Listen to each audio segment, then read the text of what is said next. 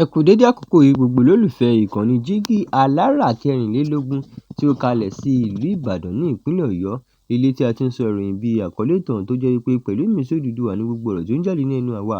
Ẹ̀yin olólùgbẹ́ wa, ẹ ṣé bí àkókò ṣe ń bá wa kálọ, ojú tẹsí fi ń wò wá kò ní fọ́, etí tẹsí fi ń gbọ́ wa náà kò ní di. Emmanuel Olúwatómọ̀ Ajíbádé ni oníròyìn fún títí òní. Ìròyìn tí mo mú wá fún yín lónìí ni Chelsea ní àṣẹ ìwọ̀ agbábọ́ọ̀lù kẹsàn ni Joao Pedro máa wọ̀ fún sáà ọdún yìí àti ọdún tó ń bọ̀. Ìròyìn rèé lẹ́kùnrẹ́rẹ́. Ẹgbẹ́ Chelsea ti fi àṣẹ sílẹ̀ lórí nọ́mbà aṣọ àwọn agbábọ́ọ̀lù wọn fún àsìkò ọdún yìí àti ọdún tó ń bọ̀, pẹ̀lú àwọn ìyípadà díẹ̀ tó ṣe pàtàkì nínú ẹgbẹ́ náà. Àyípadà tó tóbi jùlọ ni pé Joao Pedro ti gba aṣọ nọ́mbà 9 lẹ́yìn iṣẹ́ rẹ̀ tó dára ní àsìkò tó kọjá. Chelsea ti jẹ́rìí sí àtòjọ náà lórí ojú òpó wẹ́ẹ̀bù ẹgbẹ́ náà. Joao Pedro, ọmọ orílẹ̀-èdè Brazil, ni ẹni tí Chelsea yàn láti wọ nọ́mbà 9 tuntun. Nọ́mbà náà jẹ́ ti Liam Delap tẹ́lẹ̀, ṣùgbọ́n Delap ti gba aṣọ nọ́mbà 12 fún àsìkò tuntun. Wesley Fofana náà ti fi nọ́mbà rẹ̀ padà sí 3 nígbà tí Valentin Bako yóò wọ aṣọ nọ́mbà 4.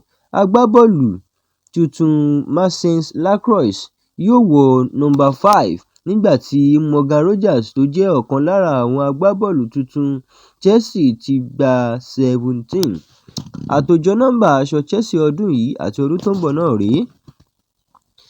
Àkọ́kọ́, Robert Sanchez. Ẹ̀kejì, Marcus Palestra.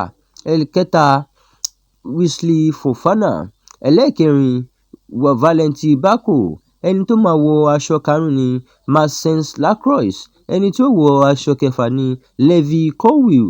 Aṣọ keje tí wọ́n kọ nọ́mbà 7 sí ni Pedro Neto. Aṣọ tí wọ́n kọ ìkẹjọ sí ni Enzo Fernandez. Ìkẹsàn, Joao Pedro. Ìkẹwàá, Cole Palmer. James Justin. Ẹlẹ́ẹ̀kejìlá, Liam Delap. Ìkẹrìnlá, Jordan Henderson. Nicholas Jackson. Dario Isugo. Morgan Rogers. Danny Welbeck. Mamadou Sarr. Jorel Ayew.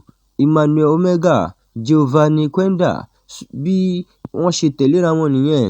Àtòjọ náà fi hàn pé Cole Palmer sì máa wọ nọ́mbà 10 tí ó jẹ́ nọ́mbà tí ó ti di mímọ̀ sí orúkọ rẹ̀ ní Chelsea.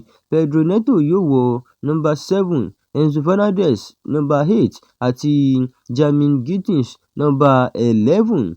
Ní àárín àwọn ìyípadà náà, Joao Pedro ni ó fa àkíyèsí jùlọ nítorí pé ó ti gba nọ́mbà 9.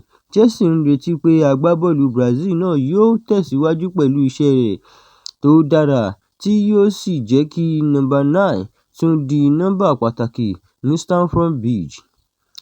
Báyìí ni a rí mọ́ fún ìròyìn Chelsea tòní. Ẹ ṣé, ó dàbọ̀.